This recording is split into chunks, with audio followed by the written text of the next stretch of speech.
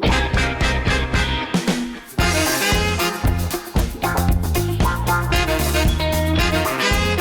Star Trek fans, Dan Gunther here, once again bringing you another episode of the Disco Deep Dive, where I take a look at the Easter eggs, canon connections, and continuity bits in the most recent episode of Star Trek Discovery.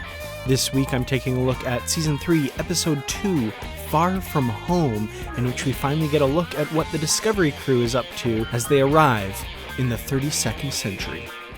So an interesting quirk in the opening credits that I was not expecting. We see that there has been a further change made to the Star Trek Discovery title. In last week's episode, Star Trek retained the font from the first two seasons of Star Trek Discovery, but with this episode we see that it is changed into the classic TOS style font.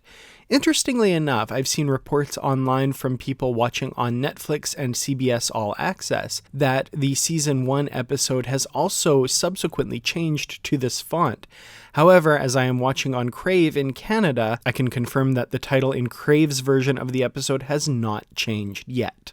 One of the major problems faced by the crew of Discovery is a damaged Transtator, which is preventing them from activating their internal and external communications. The Transtator is a vital component of Starfleet technology and was first referenced in the classic TOS episode A Piece of the Action as being the basis of all Starfleet equipment, including communicators, transporters, and phasers. Transtators have been regularly referenced on Star Trek since that time, including in Enterprise, Deep Space Nine, and Voyager. This episode also references Rubindium as a component of the Transtator that allows for communications.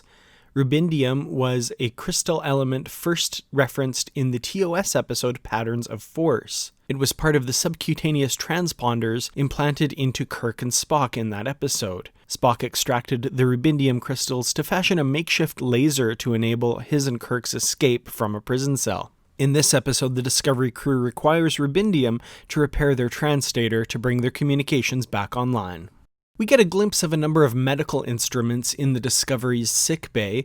These are very similar to medical instruments seen in Star Trek the original series. Interestingly, the originals were based on strange-looking, commercially available salt shakers.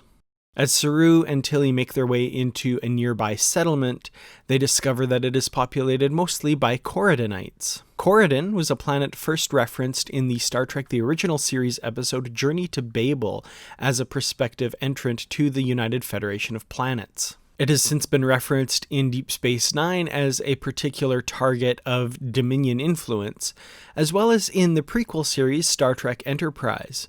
The crew of the Enterprise NX-01 visited Corudon in the first season episode Shadows of P'Jem. It was this episode in which we got our first look at the people of Corudon, the makeup for which was clearly emulated for this episode.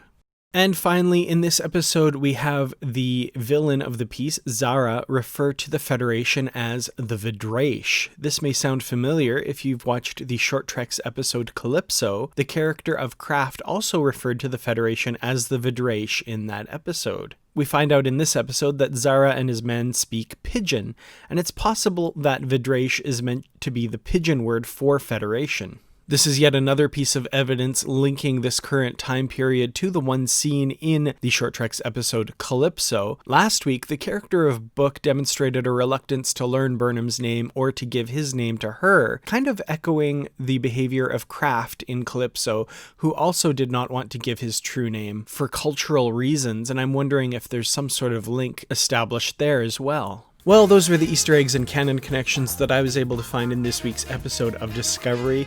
Were there any that I missed? Let me know in the comments below. I'd love to hear from you.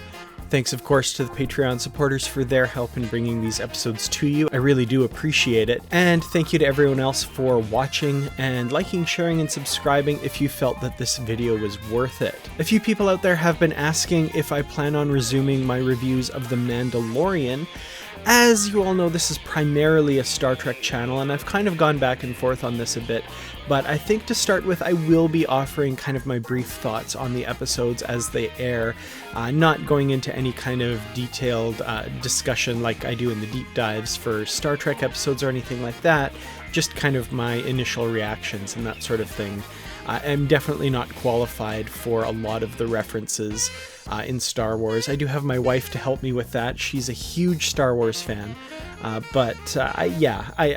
just going to be kind of giving brief reviews, not the kind of expertise that you'd expect in my Star Trek videos. So I know they're not the most watched episodes that I've done in the past, but hopefully a few of you out there who have been asking will be enjoying those. But of course, the deep dives and reviews of Discovery will continue, so keep an eye out for those.